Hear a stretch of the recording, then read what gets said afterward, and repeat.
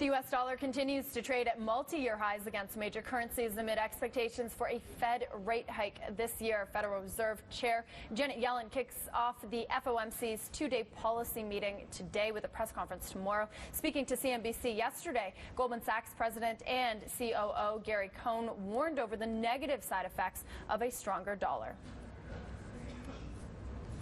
Joining us now in the studio is Nigel Green, Managing Director at GPS Capital Markets. Nigel, let's kick things off with the U.S. dollar because we do have the Fed meeting kicking off. Yeah. It seems like the most crowded trade this year. Everyone seems to be piling in, but with the U.S. dollar actually starting to hurt, signs of it hurting U.S. economic data a little bit over the last few weeks or so, is there any chance that the Fed may push those projections a little bit further out, that first interest rate hike?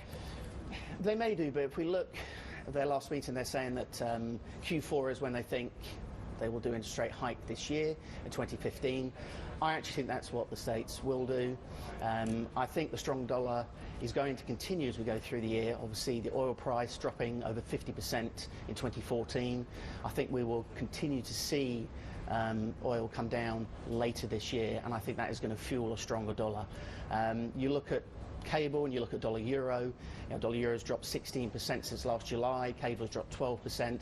I think we may see a slight redress in that near term, but we think longer term, as we go into Q2, Q3, we think we may see the dollar start to strengthen again. Go ahead. Well, I'm just going to point out, we wanted to play some sound. Gary Cohn, COO of Goldman Sachs, he was being interviewed by Kelly Evans of Closing Bell last night, and he basically said that given the stronger dollar, the U.S. is becoming less competitive, given that we do export a lot of services and goods. Those exports, of course, then become more expensive. That's been the big story. But, even looking at the data, exports only make up about 14% of U.S. GDP. So is there merit to that argument? I think there is merit to it because the Fed and the Treasury, they always say they don't like a strong dollar, but they'll never come and say we have a strong dollar policy.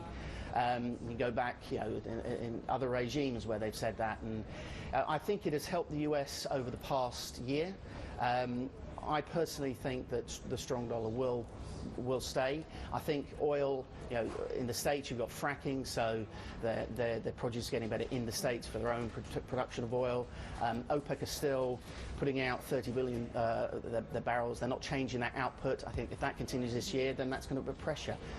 Before we let you go, we've got to ask about what's going on this side of the world. And we've seen some volatility in the Swiss franc, the euro, the Swiss franc actually falling against the euro by the most since the Swiss National Bank actually took the floor away. What's going on? Is it this intervention talk?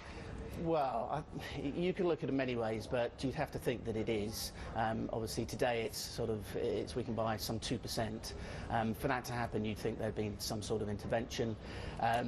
We just look at what the central banks have done over the last couple of weeks, and if you go back in time, they tend to be sort of fairly cautious. But last couple of weeks, you've got Bank of Canada reducing their rates, what the Swiss National Bank did, what the EU, ECB have done with QE, and I think that it's just a change in direction for central banks, and I think the Swiss National Bank will look at what it will do with its currency going into this quarter and into quarter two. A change in direction and a huge divergence, right, from places like the U.S. and here in the U.K. So this will be interesting to watch how it plays out over the year. Thank you, Nigel, so much for being with us. Thank you very much. Nigel Green. All right.